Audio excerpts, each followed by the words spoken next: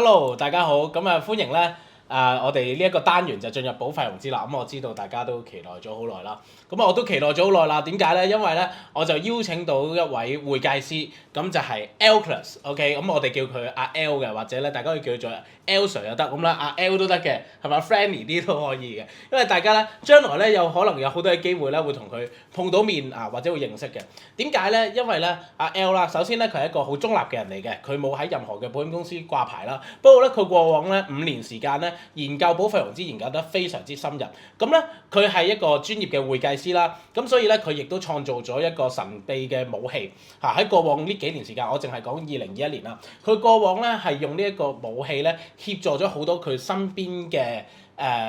朋友啦，即係 agent 嘅朋友啦嚇。咁啊，淨係透過呢個 Apps 咧係簽咗，我知道上年簽咗嘅單係超過1500萬美金啊，係嘛？1億港幣咯。係超過1億港幣嘅 P 數喎，OK， 同埋我知道 closing ratio 都有100%啦。點解咩叫100%咧？即係基本上咧佢創造咗呢一個嘅秘密武器啦，咁然之後用呢個秘密武器再加埋一套L 創造出嚟嘅話術咧，咁咧過往好多嘅保險 agent 啦。OK， 咁透過佢呢一套話術，再透過佢呢一個秘密武器咧，係簽咗超過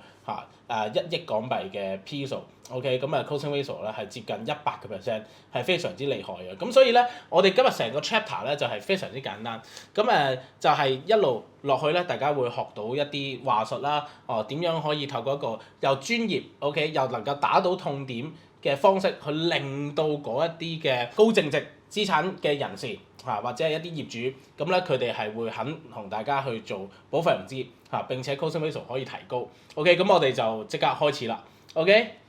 好，咁就嗱講些少個開頭先啦，即係個切入點啦。其實大家想做保費融資咧，不外乎得一個原因嘅啫，最大原因就係想將單做大啲，喺同一個資源底下。OK，咁所以咧又咁講啦，我過往咁耐嘅經驗入邊咧，其實保費融資啲客嘅要求咧就唔係你講緊嘅，即係我哋平時想講嘅做 service 什麼服務嗰啲嘢。客戶睇保費融資咧就冇情講㗎啦，好精準睇數據，你有冇一個靚嘅 offer 俾我計得掂，安全係數係控制到嘅話咧，基本上個客兼且個客係聽得明啦，你要好清晰咁樣去表達到俾個客睇啦，咁嘅話咧，個客就做硬㗎啦。嗱，聽得明呢一樣嘢都非常之緊要喎，大家，因為咧我見到好多嘅 agent 咧，平時出去講啦，咁拎住一大碌嘅數字，但係其實個客咧係聽唔明嘅，咁佢淨係好驚咯，即係聽唔明，佢覺得好驚，因為數字好大嘛，覺得好驚，咁所以咧接住落去咧，咁L 咧就會同大家講點樣用一個聽得明嘅方式，雖然係好大嘅數字，但係會令到個客覺得好吸引。呢個先係重點啊！冇錯，有個 point 咧就係話學保費融資咧agent 咧就好容易明嘅，但你明唔代表你可以演繹到俾個客聽，因為客先至係真金白銀攞幾百萬出嚟做張1000萬嘅單，個客戶即係粗俗啲講句，真係驗屍咁驗嘅。咁所以我哋要好深入地去理解完之後咧，簡單地精準地去 present 出嚟咧，呢個係一個藝術，亦都係一個技巧嚟嘅。OK。咁我哋咁即刻開始啦。OK 好。嗱，第一個單元咧就係講緊我哋會分幾個單元去講嘅。第一個單元咧就係講緊保費融資嘅結構，呢樣嘢就係一個其實係一個最初期嘅核心，你不能不知啊！如果你唔知嘅話咧，你好難去引申到客戶問你更加深入嘅嘢㗎。OK， 好啦，睇呢度。嗱，保費融資最主要嘅元素分開兩樣嘅啫，就係客戶要俾嘅本金，有時我哋會稱之為首期啦嚇。OK， 好似買樓一樣，買樓就客戶俾3成或者2成首期，咁剩翻嗰7成或者8成就係銀行去幫你融資啦，我哋叫做 OK。咁買樓同保費融資最大嘅分別咧就係話買樓咧我哋係本利歸還嘅。但係如果保費融資嘅話咧，咁銀行就只係需要你還息，唔需要還本嘅。嗱，夾息就喺呢度夾出嚟㗎啦。OK， 好啦，咁銀行有啲咩嘅要求咧？或者我哋要考慮銀行啲乜嘢咧？第一就係銀行 offer 出嚟嘅利息，第二就係銀行你即係俾你去做保費融資嗰個嘅要求就係開戶嘅要求，同埋有啲融資嘅條件啊。OK，過到嘅話，客戶俾首期。剩翻嗰7至8成銀行去俾咧，咁加埋一齊去買一張保險公司喺銀行嗰度過晒 due diligence，即係話銀行認可嘅一張保單咧，咁成個保費融資嘅嘅操作咧，基本上就做咗㗎啦。咁當然講就簡單啦，過程係比較複雜啦。OK，嗱以前咧我哋做保費融資咧，其實保費融資唔係一樣新嘅嘢嚟㗎啦，大概10零未去到20年嘅，不過10幾年一定有㗎啦。以前咧好多時都係會係喺私人銀行去做，咁就比較少啲人聽嘅，因為私人銀行講明係即係講明私人銀行其實佢冇分店嘅，咁by referral 咁樣入去啫，所以好多時唔係話神秘，而係話真係冇乜渠道去做呢啲嘅宣傳啊。咁同埋以前去做嘅咧，都係通常係做啲 universal life、U life 或者我哋叫做大 U 嘅單。大 U 嘅意思咧，即係話你有大額嘅人壽保障，包括咗喺嗰張單入邊嘅。OK，咁最主要嘅難題或者棘個位咧就係、我有個客佢有咁樣嘅錢，銀行係願意融資，不過佢過唔到保險公司個關，因為佢嗰個健康過唔到啊。逐漸喺大概10年左右啦，咁開始可以即係進化到咧，就去用一啲嘅分紅保單，一啲嘅儲蓄嘅分紅保單去做。咁大家都會聽過㗎啦，即係譬如你各大保險公司會有嘅 saving 單咯。咁但係呢一隻單咧係特別設計出嚟同銀行去做保費融資嘅，因為呢張單咧嘅條件就係你要抵押喺銀行嗰度，銀行才會願意同你去做融資，好似我哋買樓一樣。買樓我哋嗰啲叫 property， 而我哋做保費融資咧，呢啲係一啲 paper asset 嚟嘅。因為 paper asset， 所以銀行就願意同你去做咧一樣嘢叫做還息唔還本嘅動作啦。好啦，如果一張可以做到保費融資嘅單，而你唔做保費融資，冇嘢㗎，即係冇啊。咁我有錢，我買張單啫嘛。咁我唔同銀行做融資，咁無可厚非㗎。咁你要考慮嘅元素咧就係話譬如我10萬蚊就買張10萬蚊嘅單，咁需要考慮嘅就係佢嘅紅利咯，佢啲 guarantee cash value 咯。即係佢回報啦，同埋間保險公司嗰個品牌啊，紅利實現率做得好唔好啊咁樣啦。咁但係如果做到保費融資嘅話咧，我哋第一樣嘢要考慮嘅就係呢樣嘢啦。呢張單設計上面嘅 day one surrender value，OK，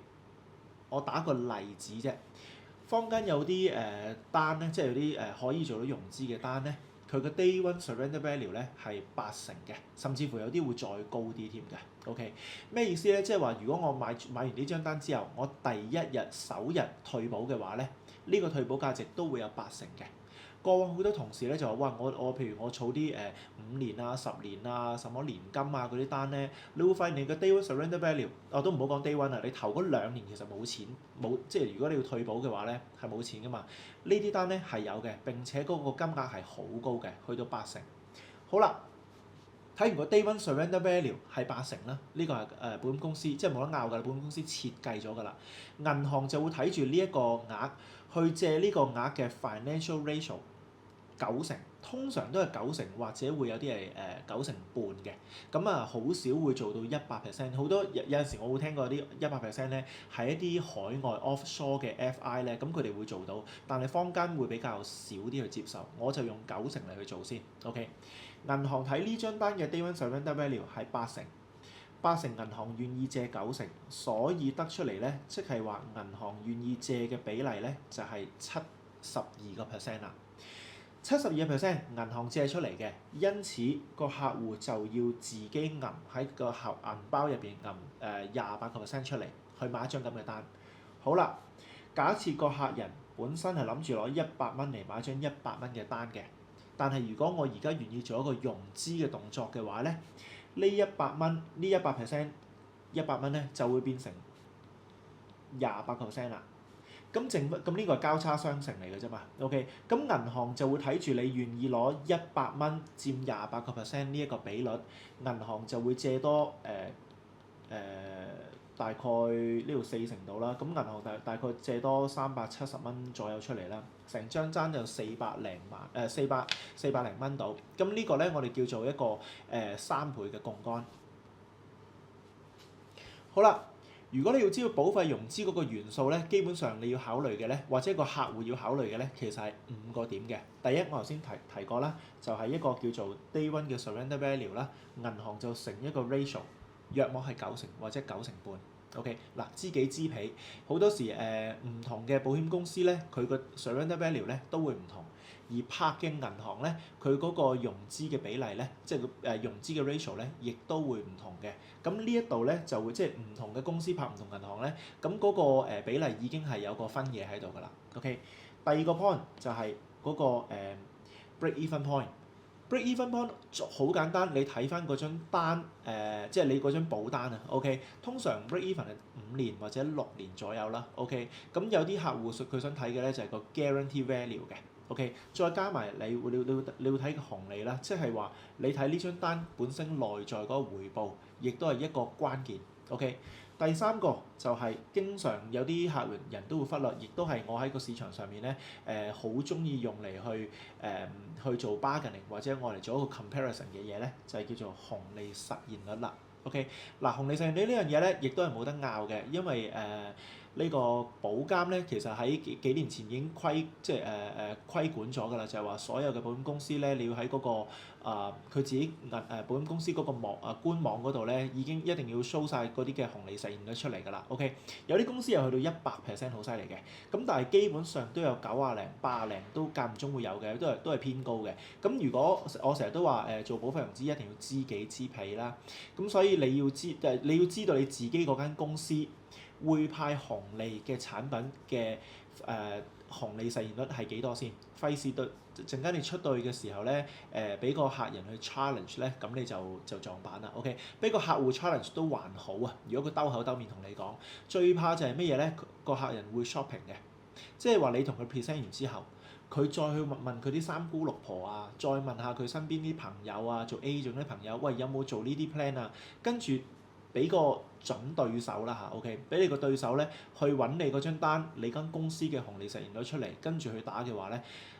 咁你就撞板啦。咁所以你要自己去準備一下呢一樣嘢先，即係你去你間公司嗰個官網嗰度睇已經得㗎啦。OK，好，第四個就係 financial interest offer，即係話銀行